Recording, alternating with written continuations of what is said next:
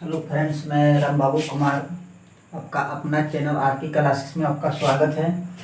हम लोग इसके पहले वीडियो में 11th के चैप्टर नंबर 1 पर some basic concept of chemistry पर बात किए थे। जो चैप्टर 1 था कि some basic concept of chemistry, यानी चैप्टर 1 में हम लोग पढ़े थे उसमें रासायनिक संयोग का नियम। रासायनिक संयोग के नियम में पढ़े थे, यानी रासायनिक संयोग के नियम 5 प्रकार के होते थे। 5 प्रकार के थे, उसमें हम 5 प्रकार में 2 नियम आपको पढ़ाए थे। जिसमें पहला उसमें नियम था द्रव्यमान संरक्षण या पदार्थों की अविनाशता का नियम, और दूसरा था स्थिर या निश्चित अनुपात का नियम। इसमें हम लोग पिछला वीडियो में पढ़े थे। आप नहीं देखे होंगे वीडियो तो हमारा जाकर के वीडियो जाकर के देख लीजिए, डिस्क्रिप्शन बॉक्स में उसमें मिलेगा हमारा वीडियो देखने के लिए, उसमें आप जाकर के देख सकते हैं। तो उसमें रासायनिक संयोग के नियम, लॉ ऑफ केमिकल कॉम्बिनेशन में 5 नियम उसमें थे। उसमें 5 नियम में आपको 2 नियम हम पढ़ा चुके हैं। अब तीसरा हम लोग को नियम पढ़ना है गुणित अनुपात का नियम, यानी लॉ ऑफ मल्टीपल प्रोपोर्शन। इसका खोज जो किया था जोहन डाल्टन ने किया था 1803 ईस्वी में। इसमें गुणित अनुपात के नियम में हम लोग पढ़ेंगे इस नियम के अनुसार कि सबसे पहले ये बात बता देना चाहता हूं कि सबसे पहले आप वीडियो हमारा बारीकी से देखेंगे, आपकी पूरी वीडियो आपको समझ में आएगी, पूरी बातें समझ में आएगी। जिसमें 11th में चैप्टर नंबर 1 पर some basic concept of chemistry पर हम लोग बात किए थे ना। उसमें बात किए थे रासायनिक संयोग का नियम, लॉ ऑफ केमिकल कॉम्बिनेशन पर। इसमें रासायनिक संयोग के नियम आपको 5 प्रकार के बताए थे कि रासायनिक संयोग के नियम जो होते हैं वो 5 प्रकार के होते हैं। जिसमें पहला उसमें नियम था द्रव्यमान संरक्षण का यानी नियम था, या पदार्थों की अविनाशता का नियम था। दूसरा था इसमें स्थिर या निश्चित अनुपात का नियम था, जिसमें हम दोनों आपको यानी नियम पिछले वीडियो में पढ़ा दिए हैं ना। आप नहीं देखे होंगे तो जाकर के हमारा वीडियो डिस्क्रिप्शन बॉक्स में जाकर के देखें, उसको विस्तार रूप में इस दोनों विधि को यानी नियम को पढ़ाया गया है।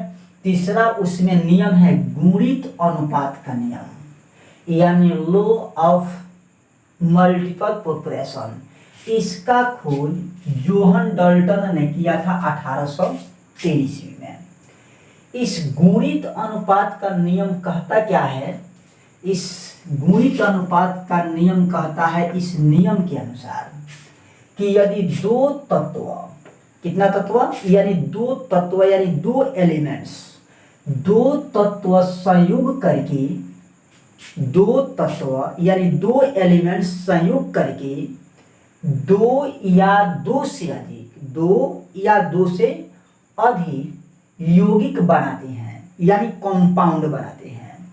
तो 2 तत्व संयोग करके 2 या 2 से अधिक कंपाउंड यानी यौगिक बनाते हैं, तो एक तत्व का भिन्न भिन्न मतलब अलग अलग, एक तत्व की भिन्न भिन्न द्रव्यमान जो दूसरे तत्व के एक निश्चित द्रव्यमान के यानी द्रव्यमान संयोग करती है, और आपस में वो सदैव सरल या गुणित अनुपात में होता है।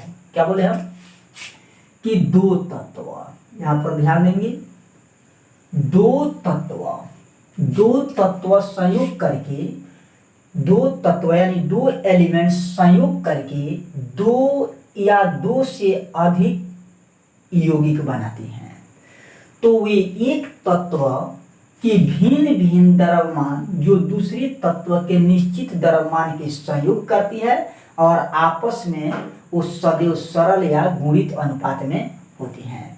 जैसे में आपको एक इसमें हम 2 तत्व कहता है कि 2 तत्व संयोग करके, इसमें हम 2 तत्व लेंगे। जैसे एग्जाम्पल में लेंगे, आपको एग्जाम्पल में है जैसे हम कार्बन और ऑक्सीजन 2 एलिमेंट्स ले लिए।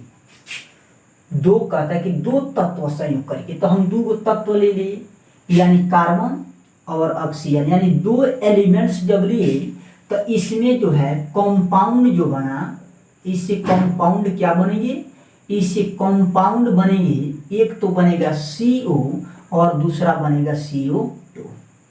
ऐसे बनता है कि लेकिन यहाँ पर कार्बन और ऑक्सीजन दो एलिमेंट्स को यानी दो तत्वों को संयुक्त कराए तो कहते हैं कि दो यौगिक बने या दो से अधिक यौगिक बनता है।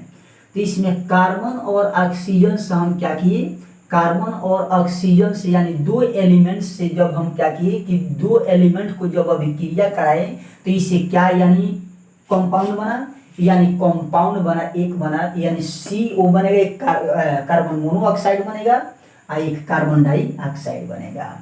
दूसरा जैसे एग्जाम्पल लिख लेते हैं, जैसे जल है, इसमें हम ले लिए जल का यानी H+O यानी हाइड्रोजन और ऑक्सीजन भी क्या है, तो हाइड्रोजन और ऑक्सीजन भी यानी एलिमेंट्स है यानी तत्व है। जब इसको हम संयोग कराएं तो ये संयोग करने के बाद में कितना कंपाउंड बना, तो ये भी कंपाउंड बना दो, यानी एक बना H2O और एक बना H2O2 बना। इसमें दो प्रकार की कंपाउंड बना, कार्बन देखिए कार्बन और ऑक्सीजन एलिमेंट्स कहते हैं दो या दो से दो तत्व संयोग करके, तो दो तत्व एलिमेंट्स संयोग करके क्या बनाया, ये दो कंपाउंड बनाया, इस तत्व से संयोग करके ये दो कंपाउंड बनाया और इस तत्व से संयोग करके ये दोनों कंपाउंड बनाया। एक बनाया CO और दूसरा बनाया CO2, इससे यानी इसे एलिमेंट से यानी संयोग करके क्या बनाया, तो H2O बनाया और H2O2 बनाया। तीसरा, जैसे तीसरा हम लेते हैं कि तीसरा जो इसमें लेंगे हम एलिमेंट्स S और O, तो SO से यानी कितना कंपाउंड बनेगा, तो इससे कंपाउंड जो बनेंगे वो तीन प्रकार के कंपाउंड बनेंगे। एक तो बनेगा SO, एक बनेगा SO2 और एक बनेगा SO3। यानी इस देखिए इस तत्व से इस एलिमेंट से दो कंपाउंड बना, इस एलिमेंट से या इस तत्व से संयोग कराए तो दो यानी कंपाउंड बना, और इस तत्व से S और O से जब हम संयोग कराए तो यानी कितना कंपाउंड बना, तीन गो कंपाउंड बना, SO, SO2 और SO3 यानी तीन कंपाउंड बना। चौथा यानी हम एलिमेंट्स को लेते हैं, इसमें चौथा एलिमेंट होगा S+F से जब हम क्या किए कि इसको संयोग कराए तो इसमें कितना एलिमेंट्स बना, इसमें भी तीन एलिमेंट्स बना, SF2, SF3 और SF4 यानी इस प्रकार के कंपाउंड बना। तब बात समझेंगे, पहले हम क्या बोले कि दो तत्व यानी गुणित अनुपात के नियम है, इस नियम के अनुसार दो तत्व, ये दोनों तत्व है, दो तत्व ये दोनों को संयोग कराए तो दोनों को संयोग कराने में कहता है करके दो या दो से अधिक यौगिक बनाते हैं। देखिए कहीं पर दो यौगिक बनाया है और कहीं दो से अधिक यौगिक बनाया है, तो दो तत्व संयोग करके देखिए कहीं भी चारों में दो ही तत्व संयोग किया है, तो दो तत्व संयोग करके दो या दो से अधिक यौगिक बनाते हैं। तो एक तत्व के एक तत्व के द्रव्यमान यानी भिन्न द्रव्यमान जो दूसरे तत्व के एक निश्चित द्रव्यमान के संयोग करती है और आपस में वो सदैव सरल या गुणित अनुपात में होता है। जैसे ये बात समझिए, कार्बन और ऑक्सीजन दो एलिमेंट्स है, इसे हम क्या किए संयोग कराए तो दो कंपाउंड बना यानी दो यौगिक बना। कंपाउंड मतलब यौगिक होता है, दो यौगिक बना CO और CO2। हाइड्रोजन और ऑक्सीजन दो एलिमेंट्स है, दो एलिमेंट्स को जब हम संयोग कराए तो दो यानी क्या बना, कंपाउंड बना, यौगिक बना, H2O और H2O2 बना। यहाँ पर S और ऑक्सीजन से क्या किए यानी S और O से हम क्या किए एलिमेंट से संयोग कराए तो तीन इसमें कंपाउंड बना, एक बना SO, एक बना SO2 और तीसरा बना SO3। चौथा में हम दो यानी एलिमेंट्स को लेते हैं, तो इसमें दोनों एलिमेंट्स को जब लेकर के संयोग कराते हैं S और F को, तो इसमें तीन कंपाउंड्स बनता है, यानी एक बनता है SF2, SF3 और SF4। सीधे बात पता है कि दो तत्व संयोग करके दो या दो से अधिक दो या दो से अधिक यौगिक बनाते हैं तो एक तत्व के भिन्न भिन्न द्रव्यमान जो दूसरे तत्व के निश्चित अनुपात के निश्चित द्रव्यमान संयोग करती है और आपस में वो सदैव क्या होता है, सरल होता है या गुणित होता है। अब यहाँ से बात समझिए कैसे सरल होता है और कैसे गुणित होता है। चलिए एक हम इसमें क्वेश्चन लें, इसमें ले ले पहले बारी बारी से सबको हम बता देंगे, ये बात आपको समझ में आई। इसमें दो हम तत्वों को जब संयोग कराए तो यानी कितना कंपाउंड बना, जब इसमें हम दो तत्वों को जब संयोग कराए तो इसमें कंपाउंड कितना बना। तो देखिए इसमें कंपाउंड जो इसमें बना जैसे कार्बन C अनुपात O, यानी C अनुपात इसमें C अनुपात O और इसमें देखिए इसका अनुपात कार्बन। तो इसके पिछले वीडियो में आपको कुछ एटॉमिक मास और एटॉमिक नंबर के बारे में बताए थे और बोले थे कि उसे याद कर लीजिएगा। तो इसमें कार्बन का एटॉमिक मास जो होता है वो 12 होता है। इस कार्बन देखिए इसमें कार्बन का है 1 है, तो इसका ऐसा ही बताए थे C6 और H12। ऑक्सीजन का बताए थे O8 और 16। निचला को बोलते थे बताए थे कि इसका निचला को बोलते हैं एटॉमिक नंबर और ऊपरला को बोलते हैं एटॉमिक मास, इसको एटॉमिक नंबर बोलते हैं। यानी परमाणु भार और परमाणु क्रमांक बोले थे। तो इसमें कार्बन की देखिए यहाँ पर दो यानी तत्व है कार्बन और ऑक्सीजन। तो कार्बन और ऑक्सीजन को हम क्या किए, संयोग कराए तो दो कंपाउंड बना, CO बना और CO2 बना। ये बात हो गया। अब कहता है कि तत्व के भिन्न भिन्न द्रव्यमान, तत्व के द्रव्यमान क्या होगा, तत्व के भिन्न भिन्न द्रव्यमान दूसरी तत्व के निश्चित द्रव्यमान के संयोग करती है। तो इसमें देखिए CO और CO2 बना है, कंपाउंड बना है इस एलिमेंट से। तो कार्बन कितना है, कार्बन 1 है, तो कार्बन का देखिए एटॉमिक मास कितना है 12। और ऑक्सीजन का देखिए ऑक्सीजन 1 है, तो ऑक्सीजन का एटॉमिक मास कितना है, तो एटॉमिक मास 16 है। अब यहाँ पर आइए फिर कार्बन का एटॉमिक मास कितना है, तो कार्बन का एटॉमिक मास 12 है और इसका एटॉमिक मास ऑक्सीजन का एटॉमिक मास देखिए तो ऑक्सीजन का एटॉमिक मास 16 है और यहाँ पर ऑक्सीजन 2 है, तो 16 दूनी कितना हो जाएगा, इसका एटॉमिक मास 32 हो जाएगा। अब ये कहता है कि द्रव्यमान जो दूसरे तत्व के निश्चित द्रव्यमान के संयोग होती है और आपस में वो सदैव सरल या गुणित होता है। देखिए इसका पहला द्रव्यमान देखिए, इस कार्बन का दोनों का द्रव्यमान क्या है, एटॉमिक मास जो है वो एकदम बराबर है, लेकिन एटॉमिक इसका ऑक्सीजन का जो है, ऑक्सीजन का जो अनुपात है, तो ऑक्सीजन का अनुपात क्या होगा, इसमें ऑक्सीजन और ऑक्सीजन का अनुपात क्या होगा, तो इसमें 16:32, यानी इसका कटेगा तो ये कितना हो जाएगा 16 एकम 16 और 16 दूनी 32, यानी इसके रेशियो हमको प्राप्त हुआ। जब हम कार्बन और ऑक्सीजन दो एलिमेंट्स को जब संयोग कराए तो दो कंपाउंड बना और दोनों कंपाउंड का हम जब रेशियो निकाले तो इसका देखिए पहला का द्रव्यमान क्या है, पहला का द्रव्यमान कहते हैं कि द्रव्यमान जो दूसरे तत्व के निश्चित द्रव्यमान के संयोग होती है। पहला भी इसका है द्रव्यमान, कार्बन का द्रव्यमान इसमें क्या होगा, पहला यानी तत्व का जो है वो एटॉमिक मास जो होगा वो क्या होगा, द्रव्यमान जो होगा वो बराबर होगा। इसमें देखिए कार्बन, इसमें भी कार्बन का एटॉमिक मास 12 है, इसमें भी कार्बन का एटॉमिक मास 12 है, क्या है बराबर है।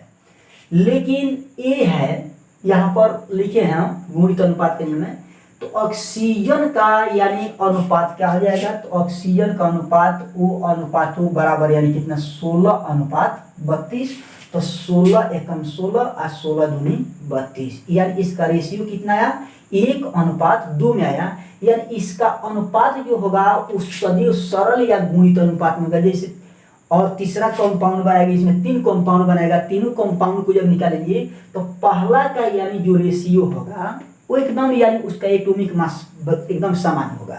लेकिन इसमें दूसरा का जो होगा उसका अनुपात जो होगा वो क्या होगा, सरल या गुणित अनुपात में होगा। जैसे इसका रेशियो, इसमें 2 कंपाउंड बनाया था तो इसका रेशियो कितना आया, इसमें ऑक्सीजन और इसमें ऑक्सीजन का रेशियो आया 1:2। यानी 3 कंपाउंड बनाएगा तो इसका रेशियो कितना आएगा, 1:2:3 के अनुपात में आएगा।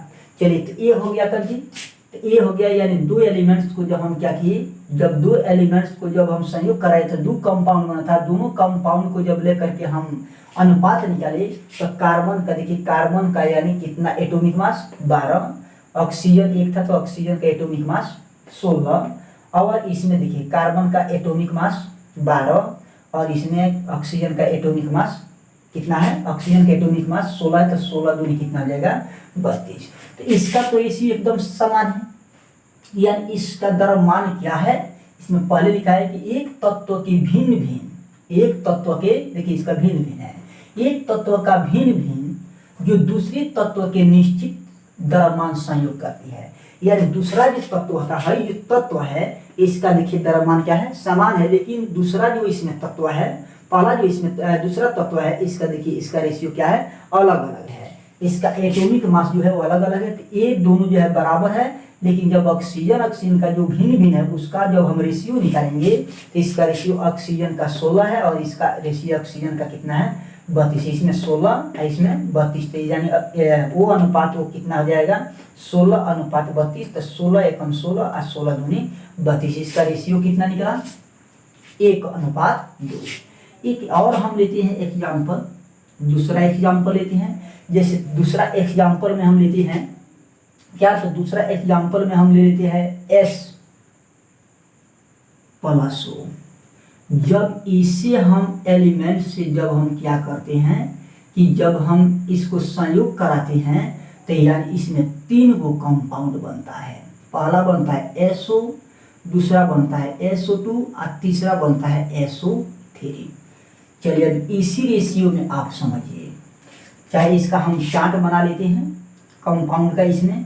तो देखिए जब इसको जब हम क्या करेंगे, इसमें संयोग कराएंगे S और ऑक्सीजन एलिमेंट से, यानी संयोग कराएंगे तो 3 को कंपाउंड बना SO, SO2 और SO3। तो इसमें देखिए S:O, इसमें S:O का रेशियो, चलिए इसका हम सारणी बना लेते हैं। जब S और ऑक्सीजन को यानी S और O का जब हम क्या किए कि संयोग कराए तो इसमें 3 यानी एलिमेंट्स, 3 कंपाउंड बना। इसमें पहला में SO, SO2 और SO3 बनेगा ना। SO दूसरा क्या बनेगा, इसी एलिमेंट से एगो SO बनेगा कंपाउंड, एगो SO2 बनेगा, एगो SO3 बनेगा। इसका आप देखेंगे कि इसका रेशियो जो होगा वो कैसा होगा। हम निकालेंगे इसमें S:O, S:O और इसमें हम लिखेंगे O:O। ध्यान देंगे, यानी 2 एलिमेंट्स को हम देखिए 2 एलिमेंट्स को संयोग करा रहे हैं। इसमें कितना यानी कंपाउंड बनता है, 3 कंपाउंड है। वहां पर पहले लिखे थे, इसके पहले लिखे थे, एक कंपाउंड बना SO, दूसरा बना SO2, तीसरा बना SO3। यहाँ पर 3 है। देखिए S का जो होता है वो 16 होता है एटॉमिक नंबर, और एटॉमिक मास जो होता है वो 32 होता है। आपको पिछले वीडियो में हम बनाए हैं, उसमें आप जा करके देखेंगे, आपको याद करना पड़ेगा, उसे याद कर लीजिएगा। तो देखिए S है, तो S का एटॉमिक मास कितना है 32 ना। S का एटॉमिक मास कितना है 32। अनुपात ऑक्सीजन है तो ऑक्सीजन इसमें 1 है, तो 1 ऑक्सीजन का एटॉमिक यानी एटॉमिक मास कितना है, तो एटॉमिक मास 16 है। तो कितना लिखेंगे 32:16, यानी SO का निकला पहला कंपाउंड। SO का 32:16 है। दूसरा में हम देखेंगे तो S, देखिए इसमें S 1 है, तो यानी S का एटॉमिक मास कितना है 32। अनुपात। अब देखिए ऑक्सीजन 2 है, तो ऑक्सीजन 2 है तो ऑक्सीजन का यानी एटॉमिक मास कितना है, तो ऑक्सीजन का एटॉमिक मास जो है वो कितना है, आपको पहले लिखे थे हम, अलग लिख लेते हैं क्योंकि इसका एक एग्जाम्पल है, पहला एग्जाम्पल। दूसरा एग्जाम्पल जैसे कार्बन का C12, ऑक्सीजन का होता है 8-16 और S का होता है 16-32। देखिए ये पिछले वीडियो में आपको बनाए हैं, बना करके उसमें दिए हैं, आप उसे याद रखिएगा। तो ऑक्सीजन जो है इसमें S एक है, तो S का देखिए S का एटॉमिक मास कितना है 32, अनुपात ऑक्सीजन का एटॉमिक मास देखिए कितना है 16। तो आपको बताया ना कि यहाँ पर 2 है तो कितना जाएगा 16 दूनी 32, ये कितना जाएगा 16 दूनी 32 हो जाएगा।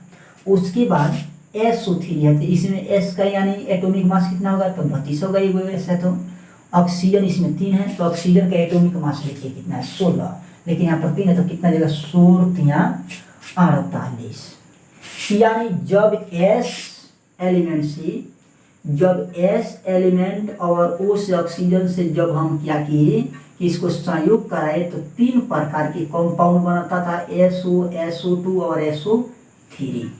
इसका रेशियो कितना थी, तो इसका रेशियो S एक था तो 32 इसका एटॉमिक मास, इसका ऑक्सीजन का एटॉमिक मास 16 था, इसमें S का एटॉमिक मास 32 है, इसका ऑक्सीजन का एटॉमिक मास 16 दूनी यानी 16 था तो 16 दूनी 32, इसमें S का एटॉमिक मास 32 और इसका एटॉमिक ऑक्सीजन का एटॉमिक मास 16 था तो 16×3=48। देखिए इस रेशियो में आया है।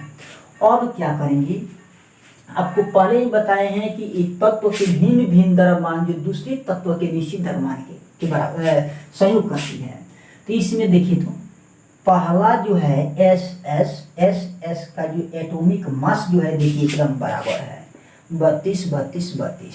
लेकिन ऑक्सीजन अनुपात ऑक्सीजन का यानी एटॉमिक जो मास है वो भिन्न भिन्न है। क्या है, एटॉमिक मास क्या है, भिन्न भिन्न है। तो ये कितना हो जाएगा आपका, ये हो जाएगा यानी इसका रेशियो होगा यानी 16 दूनी 32 और 16×3=48। अब इसका रेशियो क्या होगा, तो इसका ऑक्सीजन का रेशियो हो जाएगा O/O, तो इसका रेशियो हो जाएगा 1:2:3।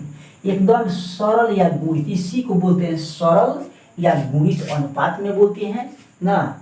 तो इसका रेशियो जो निकला कितना निकला 1:2:3। इसी प्रकार आप किसी भी एलिमेंट्स जो है, आप एलिमेंट्स को यानी संयुक्त करा करके और क्या कर सकते हैं, गुणित अनुपात निकाल सकते हैं।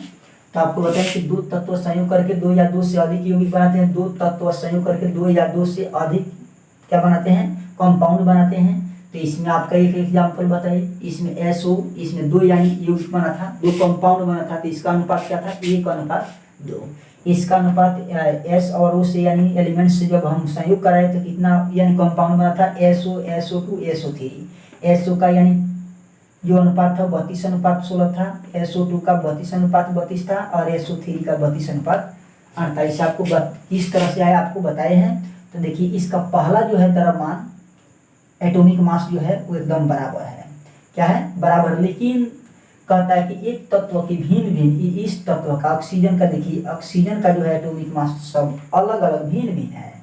तो इसका रेशियो क्या होगा, ऑक्सीजन का 16 दूनी 32 और 16×3=48। तो इसका रेशियो क्या हो जाएगा 1:2:3। इसी को हम बोलते हैं कहीं गुणित अनुपात का नियम बोलते हैं ना, जो एकदम सदैव सरल या गुणित अनुपात में होता है। तो उसका 1:2 था, इसका 1:2:3 है। चलिए ये हो गया, आप इसे नोट कर लीजिए और ये स्क्रीनशॉट।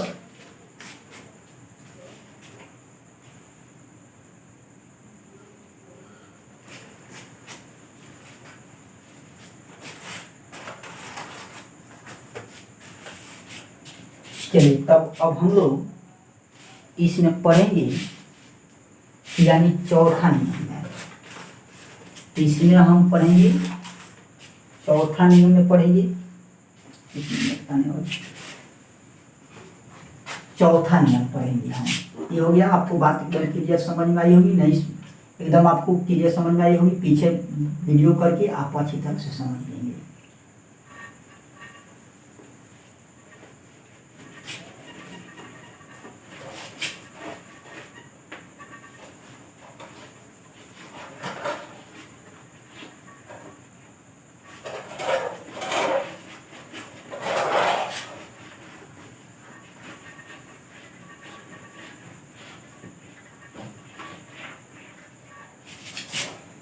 तीसरा चौथा इसमें नियम हम लोग पढ़ेंगे।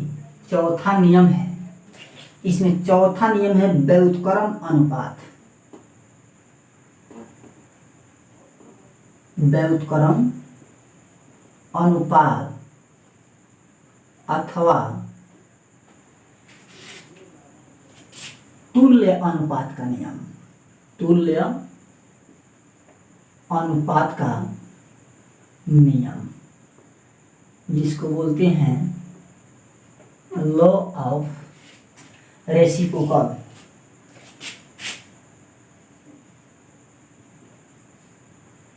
Law of reciprocal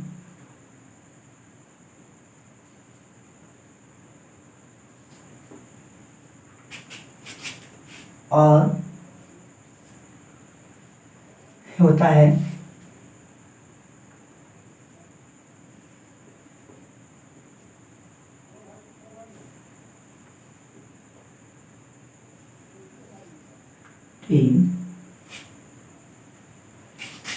proportion.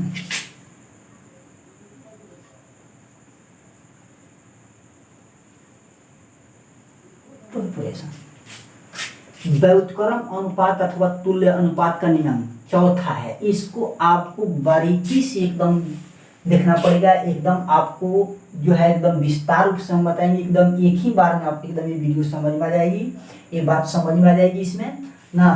कहने का मतलब है कि आप पढ़े होंगे ना कि व्युत्क्रम अनुपात या तुल्य अनुपात का नियम, ये जो होता है घनिष्ठ सवाल होता है ना। पढ़े होंगे लेकिन पढ़ करके छोड़ दिए होंगे, लेकिन एक वीडियो को आप देखिए, अब इसे आसानी से आप समझ जाएंगे कि व्युत्क्रम अनुपात अथवा तुल्य अनुपात का नियम क्या होता है।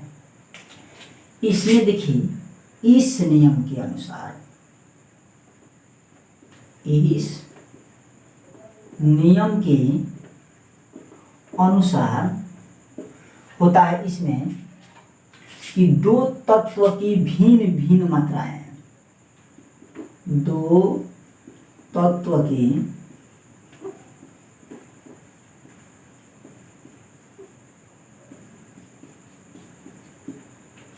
मात्राएं जो किसी तीसरे तत्व को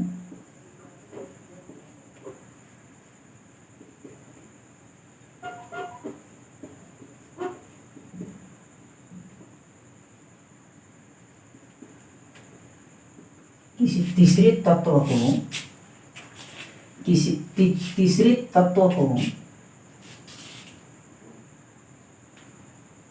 एक निश्चित मात्रा से संयोग करती है।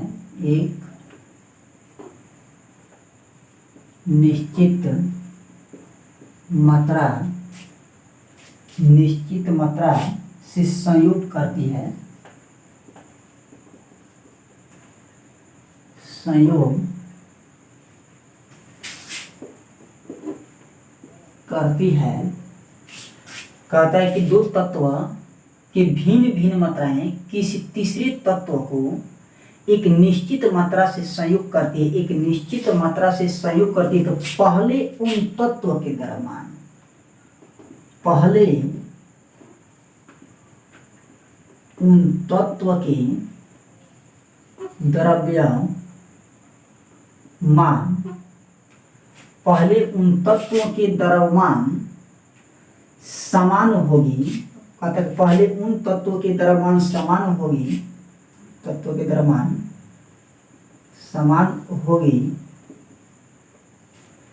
उन तत्वों के द्रव्यमान समान होगी या गुणित होगी,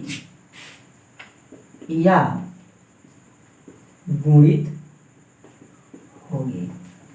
हाँ, कहता है कि दो तत्व की भिन्न भिन्न मात्राएं किसी तीसरे तत्व को एक निश्चित मात्रा से संयोग करती है तो पहले उन तत्वों की द्रव्यमान समान होगी या गुणित होगी जिन मात्राओं में ये तत्व परस्पर संयोग करते हैं।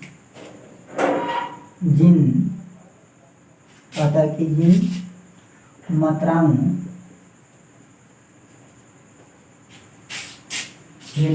में एक तत्व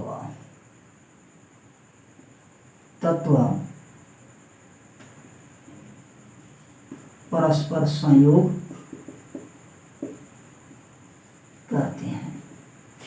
बात यहाँ पर समझेंगे। व्युत्क्रम अनुपात अथवा तुल्य अनुपात का नियम, इस नियम के अनुसार, इसको आप बारीकी से देखेंगे, इस नियम के अनुसार दो तत्व, कितना तत्व, दो तत्व की भिन्न भिन्न मात्राएं, दो तत्व के भिन्न भिन्न मात्राएं किसी तीसरे तत्व के, दो तत्व के, कहता है कि दो तत्व के भिन्न भिन्न मात्राएं, दो एलिमेंट्स, दो एलिमेंट्स के यानी दो तत्व के भिन्न भिन्न मात्राएं किसी तीसरा, यानी दो एलिमेंट्स के बाद कोई तीसरा तत्व यानी तीसरा एलिमेंट तीसरे तत्व को एक निश्चित मात्रा से, एक निश्चित मात्रा से संयोग करती है, तो पहले उन तत्वों के द्रव्यमान समान होगी, पहले उन तत्वों के द्रव्यमान समान होगी या गुणित होगी जिन मात्राओं में तत्वों को परस्पर संयोग करते हैं। बात समझिए, पहले दो तत्व कहते हैं कि दो तत्वों की भिन्न भिन्न मात्राएं, दो हम तत्व ले लिए, कौन ले लिए, तो यानी दो हम तत्व ले लिए, यानी जैसे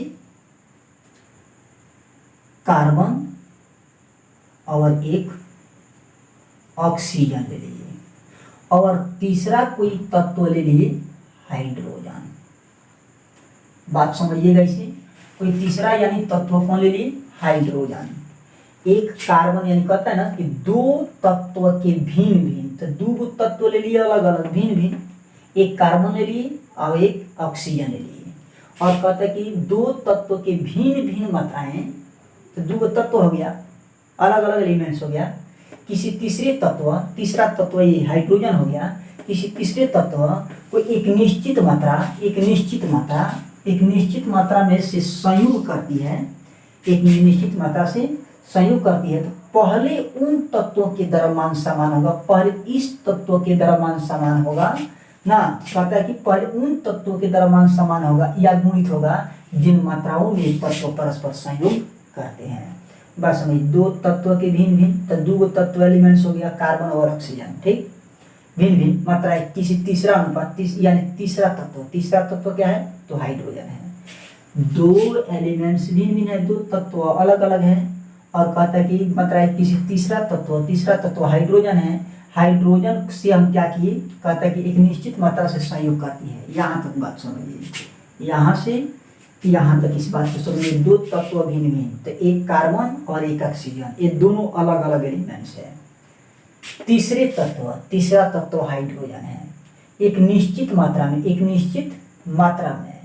निश्चित मात्रा में संयोग करती है। तो पहले हम क्या करते हैं कि कार्बन को हाइड्रोजन से हम क्या किए, संयोग करा दिए, तो C और H से जब हम क्या किए, संयोग कराए कार्बन और, यानी कहता है कि दो एलिमेंट्स कार्बन और हाइड्रोजन, कार्बन और ऑक्सीजन, दो एलिमेंट्स है, ये दोनों भिन्न भिन्न एलिमेंट्स है, और दोनों भिन्न भिन्न एलिमेंट्स को कोई तीसरा एलिमेंट से क्या करते हैं, हम बारी बारी से क्या करते हैं, उसको संयोग कराते हैं। पहले कार्बन हाइड्रोजन से कराएंगे और उसके बाद ऑक्सीजन हाइड्रोजन से कराएंगे। यानी कहने का मतलब है कि कार्बन को हाइड्रोजन से संयोग कराएंगे और ऑक्सीजन को हाइड्रोजन से संयोग कराएंगे, कहता है ना कि संयोग करती है। तो कार्बन से हाइड्रोजन को जब संयोग कराते हैं तो ये क्या बनता है, CH4। आपको मालूम है कि ये मेथेन बनता है, क्या बनता है, मेथेन ना। तो इस कार्बन और हाइड्रोजन को संयोग कराए तो ये क्या बना, मेथेन, यानी बना CH4। तो इसका रेशियो क्या होगा जी, इसका रेशियो निकालेंगे जैसे हाइड्रोजन अनुपात कार्बन। तो अब देखिए हाइड्रोजन कितना है जी, आपको बताए थे कि हाइड्रोजन का यानी एटॉमिक मास, एटॉमिक नंबर 1 होता है और एटॉमिक मास 1 ही होता है। तो हाइड्रोजन का देखिए, हाइड्रोजन का एटॉमिक मास कितना है, 1, तो 1 में 4 से गुणा करेंगे तो कितना हो जाएगा, 4। आप अनुपात कार्बन का देखिए, कार्बन का एटॉमिक मास आपको बताए थे कि कार्बन का एटॉमिक मास जो होता है वो 12 होता है। एक कार्बन एक है, कितना हो गया, 12। यानी जब कार्बन और हाइड्रोजन से, यानी तीसरा तत्व से, यानी पहला तत्व तीसरे तत्व से जब हम क्या किए, संयोग कराए, तो ये कौन सा यानी प्रोडक्ट बना, यानी कौन सा जो है कंपाउंड बना, तो यानी CH4 बना। CH4 का यानी जब हम अनुपात निकाले, रेशियो निकाले, तो ये कितना है 4:12। अब किसको हम क्या करेंगे, संयोग करेंगे। अब ऑक्सीजन दूसरा तत्व फिर तीसरा तत्व से हम क्या करेंगे, संयोग करेंगे। जब संयोग कराएंगे तो क्या बनेगा, H2O बनेगा। क्या बनेगा, H2O। आपको मालूम है कि ऑक्सीजन और हाइड्रोजन को जब संयोग कराया जाता है तो क्या बनता है, जल बनता है। इसका रेशियो देखिए क्या होता है। तो इसमें हाइड्रोजन कितना है, 2। इसमें हाइड्रोजन का यानी एटॉमिक मास कितना होता है, 1 होता है। तो 2 में 1 से गुणा करेंगे तो कितना होगा, 2। आप अनुपात ऑक्सीजन का देखिए, ऑक्सीजन का कितना है। तो ऑक्सीजन का एटॉमिक मास आपको तो मालूम होगा कि ऑक्सीजन का एटॉमिक नंबर 8 होता है, एटॉमिक मास 16 होता है। तो एक ही ऑक्सीजन है तो इसका एटॉमिक मास कितना हो जाएगा, 16। इसमें हमको एटॉमिक नंबर से कोई लेना देना नहीं है, एटॉमिक यानी मास से इसमें लेना देना है। तो देखिए कहता है कि 2 तत्व के भिन्न भिन्न मात्राएं, 2 तत्व लिए, एक कार्बन और एक ऑक्सीजन, 2 तत्व लिए। तीसरे तत्व की क्या किया, हम निश्चित मात्रा में संयोग करें। तीसरा तत्व एलिमेंट्स क्या है, तो हाइड्रोजन है। तो पहले कार्बन हाइड्रोजन से संयोग कराए तो ये क्या बना, CH4 बना। जब CH4 का जब हम रेशियो निकाले तो आपको मालूम है कि हाइड्रोजन 4 है, तो हाइड्रोजन का एटॉमिक मास 1 होता है, 1 में 4 से गुणा। इसको क्रम में लिखे हैं, ऐसे भी लिख सकते हैं ना। तो हाइड्रोजन का एटॉमिक जो है एटॉमिक मास कितना है, 1। तो 1 में 4 से गुणा करेंगे तो 4 हो जाएगा। अब अनुपात कार्बन कितना है, तो कार्बन 1 है, तो कार्बन का एटॉमिक मास कितना है, तो 12। तो 4:12 हो गया। अब हम किसको करेंगे, अब ऑक्सीजन से हाइड्रोजन से हम क्या करेंगे, यानी ऑक्सीजन दूसरा एलिमेंट्स है और हाइड्रोजन आपको मालूम है कि ये तीसरा एलिमेंट्स है। यानी ऑक्सीजन और हाइड्रोजन से जब संयोग कराए तो आपको मालूम है कि ऑक्सीजन और हाइड्रोजन मिलकर के क्या बनता है, जल बनता है। तो इसका रेशियो क्या हो गया, तो हाइड्रोजन का देखिए, हाइड्रोजन का एटॉमिक मास कितना है, 1 है, तो 1 में हम 2 से गुणा करेंगे तो 2 होगा। 3 रहेगा तो 3 होगा, 5 रहेगा तो 5 होगा, यानी उसको गुणा करेंगे। ऑक्सीजन देखिए, ऑक्सीजन 1 ही है, तो 1 ऑक्सीजन है, तो ऑक्सीजन का एटॉमिक मास कितना है, 16। तो 16 लिखे, 3 रहेगा तो 16 के 48 लिखेंगे। तो ऑक्सीजन 1 था तो कितना लिखिए, एटॉमिक मास 16 हो गया। अब देखिए इसमें कहता है कि पहले उन तत्वों के द्रव्यमान समान होगा, पहले उन तत्वों के द्रव्यमान समान होगा या गुणित होगा जिन मात्राओं में एक तत्व परस्पर संयोग करते हैं।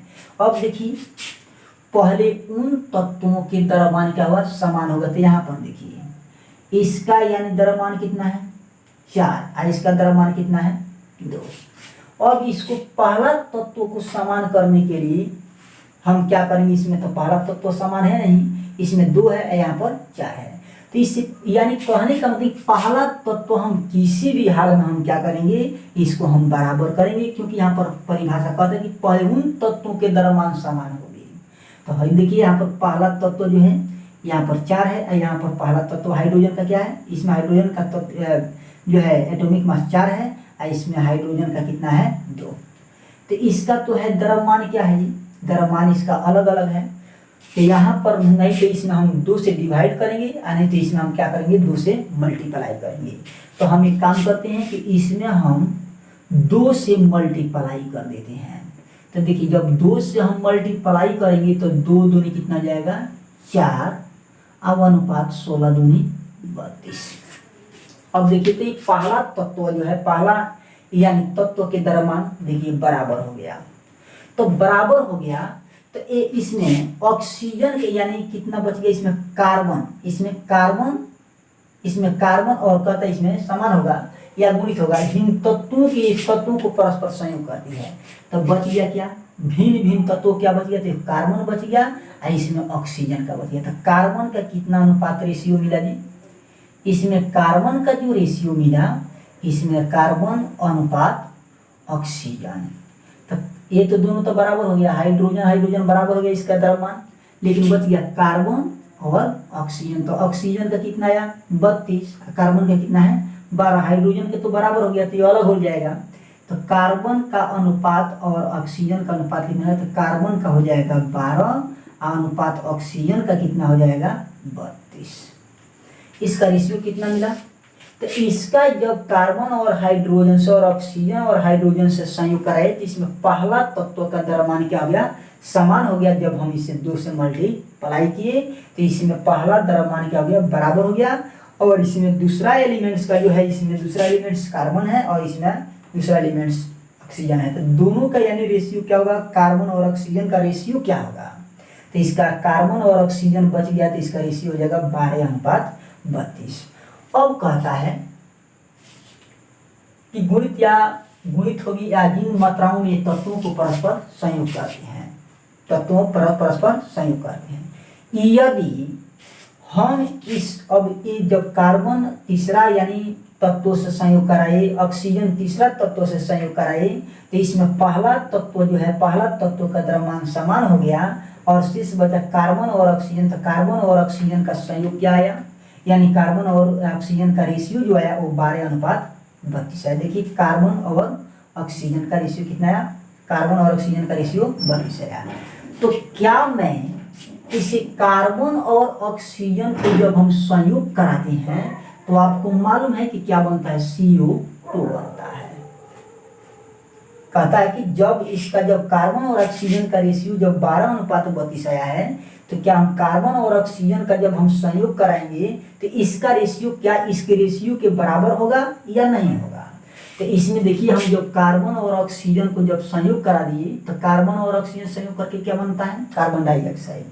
तो यहाँ पर देखिए इसका अनुपात क्या होगा, ये बनाया CO2 तो कार्बन अनुपात ऑक्सीजन। तो देखिए कार्बन का CO2 बनाया तो इसका रेशियो क्या होगा, तो कार्बन का एटॉमिक मास कितना है, 12, अनुपात ऑक्सीजन का एटॉमिक मास कितना है, 16। तो यहाँ पर देखिए ऑक्सीजन 2 है तो कितना हो गया, 16 दूनी 32। क्या देखिए तो तीसरा जो यहाँ पर कार्बन और ऑक्सीजन का जो अनुपात है, तीसरा यानी एलिमेंट से जब हम अभी क्रिया करें यानी संयोग कराए हैं, यानी कार्बन हाइड्रोजन से ऑक्सीजन हाइड्रोजन से जब संयोग कराए तो इसमें जब संयोग कराए तो इसमें पहला यानी तत्व का द्रव्यमान क्या आ गया, बराबर आ गया। लेकिन बच गया कार्बन और ऑक्सीजन। तो कार्बन और ऑक्सीजन का रेशियो क्या आया, तो 12:32। तो क्या ये 12 तो जो 32 है, तीसरा से हम रिएक्शन के यानी संयोग कराए तो इसको जब कार्बन और ऑक्सीजन को क्या हम संयोग कराएंगे तो क्या इसका रेशियो के बराबर आएगा। तो एकदम आपके सीधा आपका सामने है कि कार्बन और ऑक्सीजन का जब हम संयोग कराए तो इसका रेशियो कितना आया, तो कार्बन और ऑक्सीजन को जब संयोग कराए तो क्या बन गया, कार्बन डाइऑक्साइड बनेगा। तो इसमें कार्बन और ऑक्सीजन का अनुपात क्या होगा, तो कार्बन का एटॉमिक मास कितना है, 12, एक कार्बन है तो 12 हो गया, अनुपात ऑक्सीजन का एटॉमिक मास कितना है, 16। तो यहाँ पर ऑक्सीजन 2 है तो कितना आ जाएगा, 16 दूनी 32 हो जाएगा। इसको बोलते हैं हम, इसका कितना आया रेशियो 12:32, इसका भी आया 12:32। इसको बोलते हैं हम व्युत्क्रम अनुपात या तुल्य अनुपात का, यानी बहुत घनिष्ठता होता है ना। तो इसमें पहला बात है कि दो तत्व के भिन्न भिन्न मात्राएं किसी तीसरे तत्व के, दो तत्व था कार्बन और ऑक्सीजन से क्या कि कोई तीसरे तत्व से क्या किया, हम तीसरे तत्व से जब संयोग कराए तो इसका रेशियो कितना आया, पहला इसमें जो है तत्व का यानी द्रव्यमान जो है वो बराबर हो गया। कब बराबर हो गया, जब हम 2 से इसमें मल्टीप्लाई किए। इसमें बराबर करने के लिए हमको कोई उपाय करना पड़ेगा। तो इसमें देखिए 4 है तो इसमें हम 2 से गुणा किए तो 2 दूनी 4 और 16 दूनी 32, 4:32 है। इसमें का हाइड्रोजन का 4 द्रव्यमान और इसमें भी हाइड्रोजन का 4 द्रव्यमान हो गया, ये बराबर है। तो निकल क्या बचेगा, कार्बन और ऑक्सीजन भिन्न भिन्न तत्व बचेगा। तो इसका रेशियो कार्बन और ऑक्सीजन का रेशियो क्या जाएगा, 12:32। तो जब 12 जब तीसरा एलिमेंट से यानी हम क्या करते हैं, संयोग कराते हैं तो इसका पहला तत्व जो होता है वो समान हो जाता है उसका द्रव्यमान। लेकिन जो भिन्न भिन्न दो तत्व है उसका रेशियो क्या आता है, भिन्न भिन्न तत्व यानी कार्बन और ऑक्सीजन का रेशियो जो होगा 12:32 आ रहा है, 12:32 आ रहा है। तो क्या तीसरा हम यानी ये दोनों हम एलिमेंट्स को कार्बन और ऑक्सीजन को जब हम संयोग कराते हैं तो कौन सा यानी कंपाउंड बनता है, तो कार्बन डाइऑक्साइड बनता है। तो कार्बन डाइऑक्साइड CO2 का रेशियो जो हम निकालते हैं, कार्बन अनुपात यानी कि हम यहाँ पर लिख देते हैं कार्बन अनुपात ऑक्सीजन का यानी रेशियो जो हम निकालते हैं जब CO2 बनाएगा, क्या बनाएगा, ये दोनों मिलकर के यानी CO, कार्बन और ऑक्सीजन मिलकर के CO2 बनाए, तो इसका रेशियो हम निकाले तो इसका रेशियो कितना रहा, तो कार्बन का रेशियो, कार्बन का एटॉमिक मास जो है वो 12 है, एक कार्बन है, और ऑक्सीजन का एटॉमिक मास कितना है, 16 है, तो इसमें ऑक्सीजन 2 है, तो 16 दूनी 32। देखिए इसका रेशियो एकदम समान है। इसको बोलते हैं व्युत्क्रम अनुपात अथवा तुल्य अनुपात का नियम। इसी प्रकार निकाला जाता है, इसका रेशियो और इसका रेशियो एकदम समान होगा। इसी को बोलते हैं व्युत्क्रम अनुपात या तुल्य अनुपात का नियम बोलते हैं। इसका स्क्रीनशॉट ले लीजिए, आप पूरी बातें समझ में आएगी।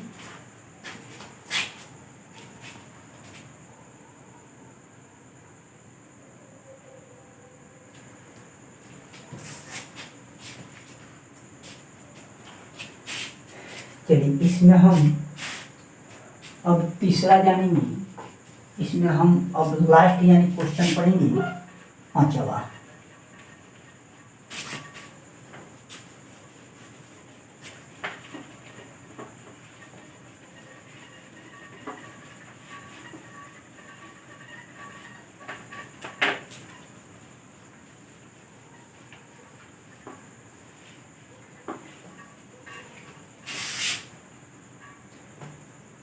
पांचवा क्वेश्चन है गैलुसिक का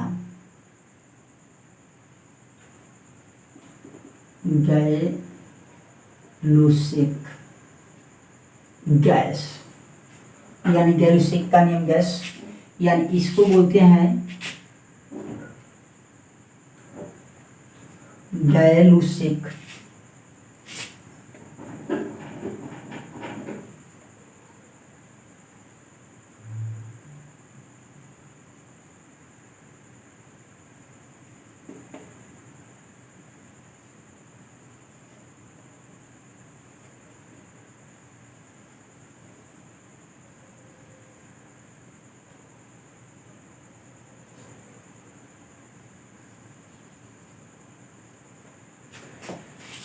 गैलुसिक gas, Gay Lussac law of gas valency. देखिए गैलुसिक गैस में क्या कहता है, गैलुसिक का नियम क्या कहता है कि इस नियम के अनुसार, इस नियम के अनुसार, इस नियम के अनुसार क्या कहता है कि इसमें रासायनिक अभिक्रिया में गैस, रासायनिक अभिक्रिया में गैस, रासायनिक अभिक्रिया में गैस संयुक्त होती है, संयुक्त होती है,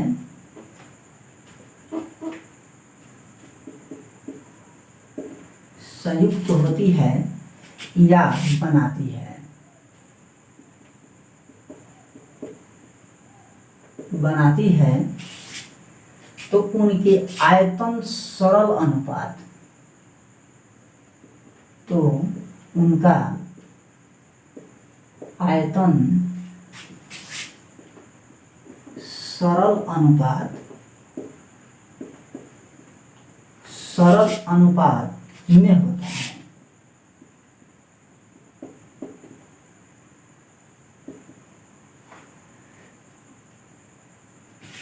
तब सभी गैस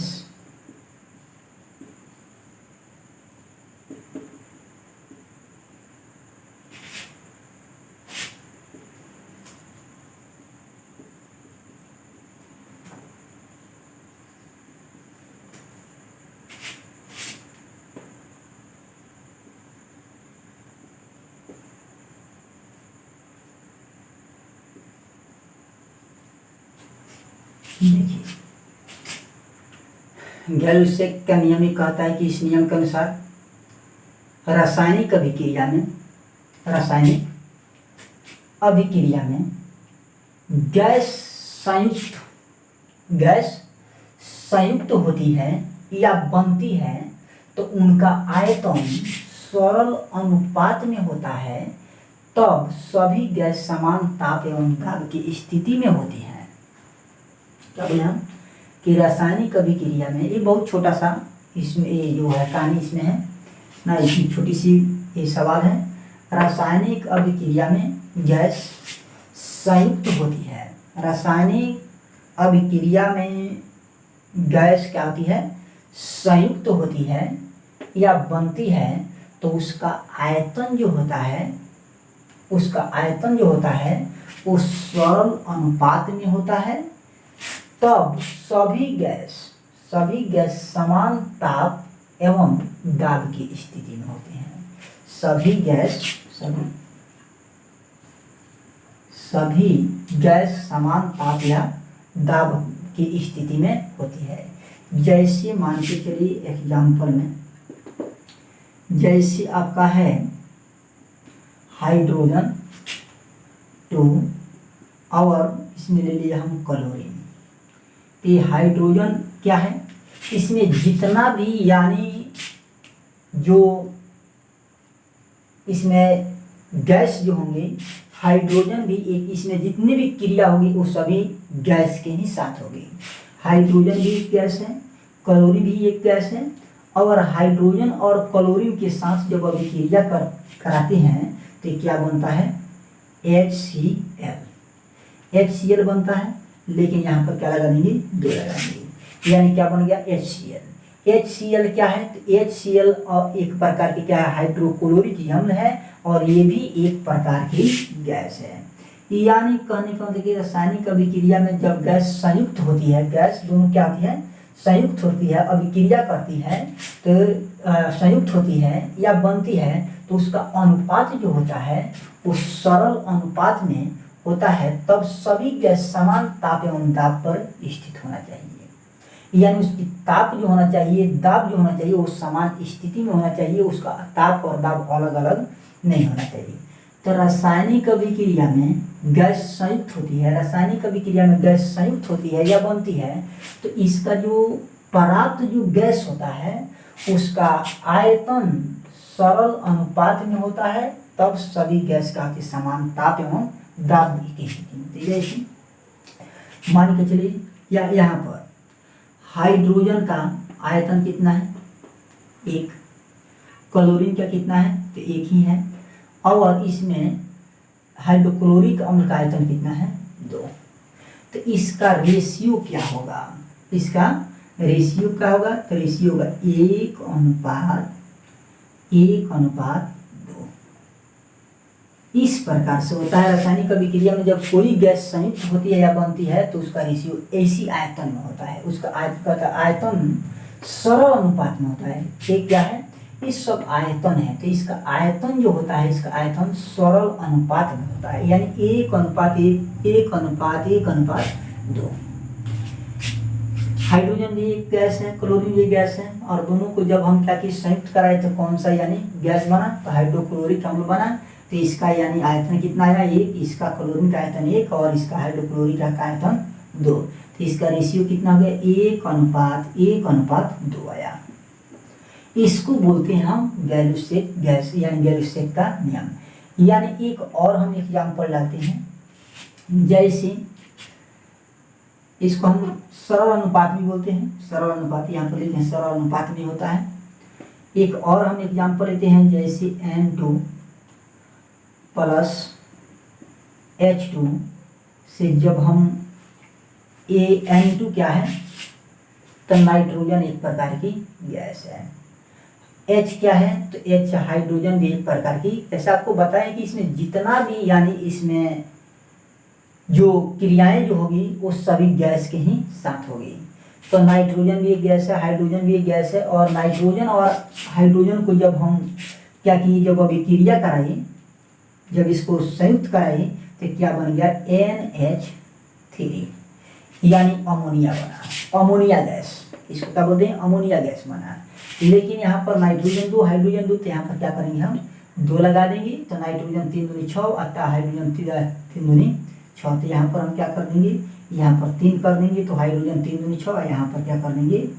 यानी 3 कर देंगे। तो इसमें देखिए 2 है, तो इसमें हम कितना हो गया? 2 हो गया। ठीक है। तो N2 और हाइड्रोजन यानी N2 नाइट्रोजन और हाइड्रोजन गैस है दोनों। जब दोनों गैस को संयुक्त कराए तो संयुक्त होकर के यानी गैस का ही निर्माण किया, यानी NH3 भी एक प्रकार की गैस ही है ना। तो यानी यहाँ पर 2 लगा दिए, यहाँ पर 3 लगा दिए। अब देखिए इसका आयतन कितना होगा।